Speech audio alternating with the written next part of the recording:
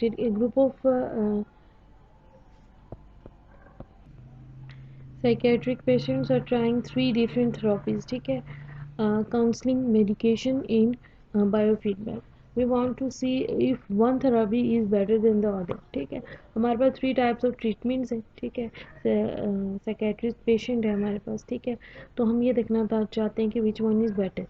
तो उसके लिए हम, अब ये 3 है तो हमने अनोवा लगाया है. ठीक है, 2 होते तो हम उसके लिए जो है ले आते, टीक टेस्ट की तरफ मूव कर लेते. ठीक है, अब उसके बाद दूसरी एग्जांपल है, manufacturer has 2 different process to make light bulb. They want to know which process is one process is better than the other.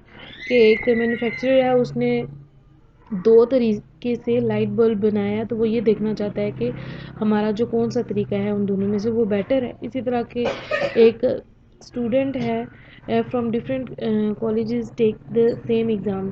ठीक है, डिफरेंट कॉलेजेस से स्टूडेंट हैं लेकिन वो एग्ज़ाम एक ही देते हैं, सेम एग्ज़ाम दे रहे हैं. तो ये देखना चाह रहे हैं कि किस जो कॉलेज की परफॉर्मेंस है दूसरे से डिफरेंट है या किसकी अच्छी है, ये चीज़ देखना चाह रहे हैं. ठीक है, तो इसके लिए हम अनोवा वगैरह यूज़ करें. उसके बाद हमारे पास आ जाती हैं types of ANOVA. There are 2 types ANOVA, one way ANOVA and 2 way ANOVA. ठीक है, वन वे अनोवा क्या होता है कि जिसमें हमारे पास एक ही फैक्टर हम लेके जा रहे हैं. फॉर एग्जांपल एक हम सब्जेक्ट ले रहे हैं. ठीक है, उसके मार्क्स ले रहे हैं. ठीक है, या फिर हम एक क्लास ले रहे हैं, उसके डिफरेंट सब्जेक्ट ले रहे हैं. ठीक है, एक ही फैक्टर क्या है, क्लास. उसके आगे लेवल्स हैं. ठीक है, लेवल्स जितने मर्जी हों, लेकिन जो फैक्टर जब अब हमारे पास एक इंडिपेंडेंट फैक्टर होता है ना, तो उसको हम वन वे अनोवा में लेके जाते हैं. और अगर हमारे पास 2 इंडिपेंडेंट फैक्टर आ जाते हैं तो हम उसको एट द सेम टाइम, ठीक है, या फिर मल्टीपल उसके आगे लेवल्स आ जाते हैं तो हम उसको 2 वे अनोवा में लेके जाते हैं. और 2 वे अनोवा में हमारे पास 2 हमारे पास इंडिपेंडेंट वेरिएबल या फैक्टर्स होते हैं, उनके आगे सब लेवल्स होते हैं. ठीक है, तो हमारे पास जो कि at the same time act कर रहे होते हैं. ठीक है, और उसको हम 2 वे अनोवा बोलते हैं. और 2 वे अनोवा की फर्दर आगे टाइप्स हैं, without replication and with replication. ठीक है, इंशाल्लाह मैं इन पे अलग से वीडियो बनाऊंगी with replication and without replication. लेकिन अभी हम 1 वे एंड 2 वे अनोवा और with different factors and levels इस चीज़ को डिस्कस करेंगे. ठीक है,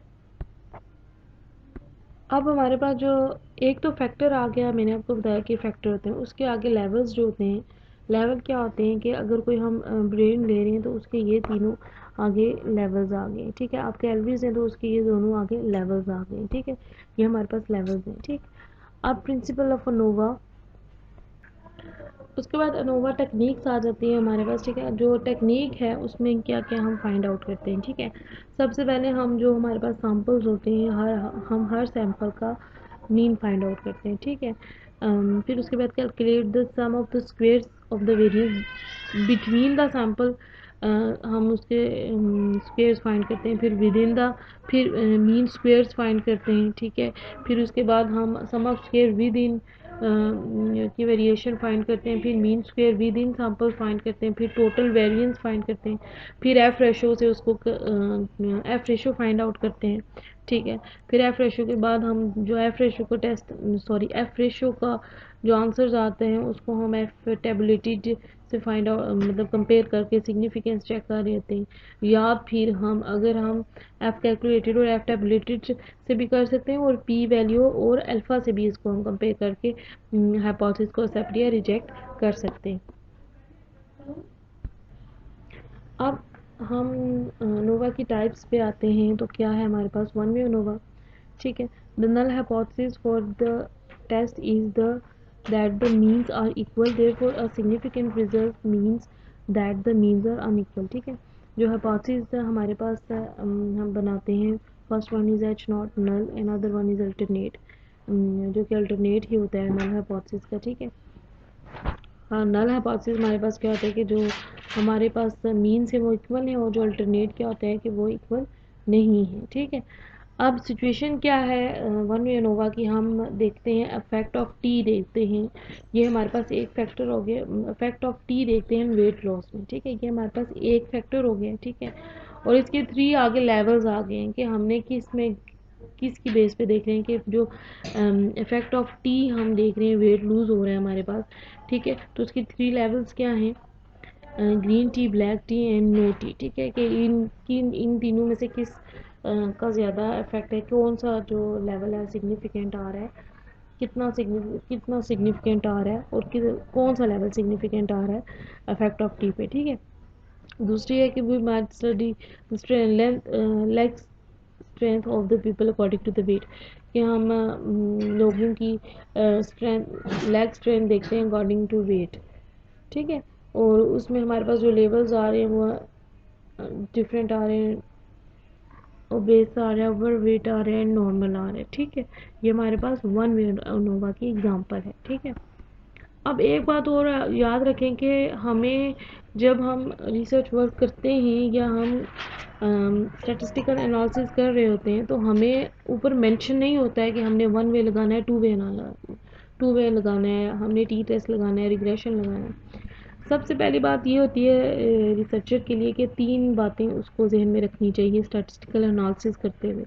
पहली बात ये उसको जहन में रखनी चाहिए कि आपने जो स्टडी की है उसको आपको उसके बारे में फुल इंफॉर्मेशन होनी चाहिए कि आपने इसमें क्या क्या चीज़ें फाइंड की हैं और क्या क्या आप इसमें फाइंड करना चाह रहे हैं। हर इंफॉर्मेशन आपको अपनी स्टडी के बारे में होनी चाहिए।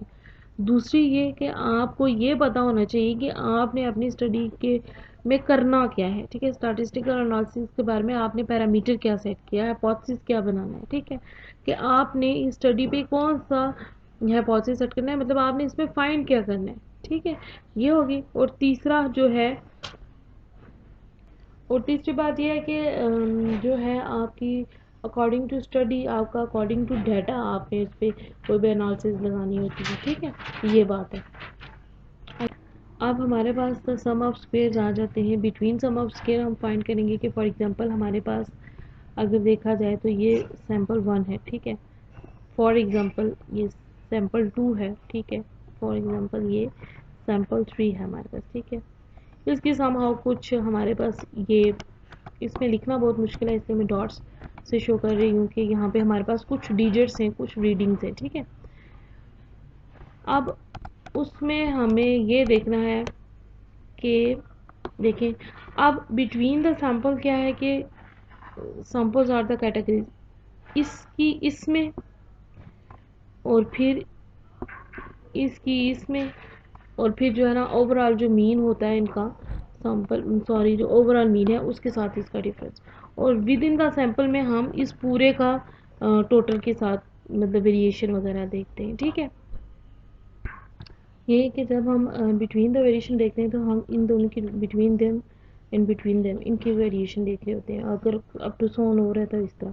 और अगर विद इन में ये है कि हम जो है फर्स्ट वन की टोटल से, फिर सेकंड वन की टोटल से, इनकी वेरिएशन विद इन वेरिएशन ये कहलाती है, ठीक है। WHAT क्या? हम्म। और क्या है?